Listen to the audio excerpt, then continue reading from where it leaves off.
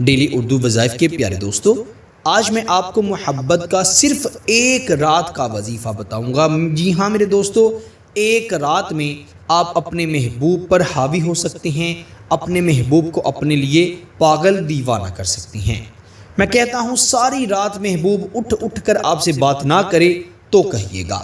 محبوب آپ کے دم میں دم بھرے گا، ہر وقت آپ کو چاہے گا، آپ سے محبت کرے گا۔ اس کا یہی مقصد ہوگا کہ کسی نہ کسی طرح آپ سے اس کی بات ہوتی رہے۔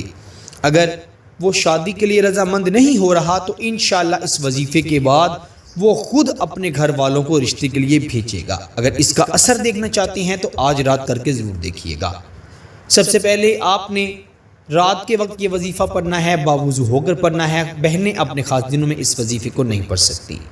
پاک صاف ہو کر سب سے پہلے آپ نے 11 مرتبہ درود ابراہیم پڑھ کر، پھر اپنا دایاں ہاتھ اپنے دل پر رکھ کر 41 ٹائم 41 بار قد شغفہا حبا یا ودود، قد شغفہا حبا یا ودود، یہ 41 بار پڑھنا ہے 41 ٹائم۔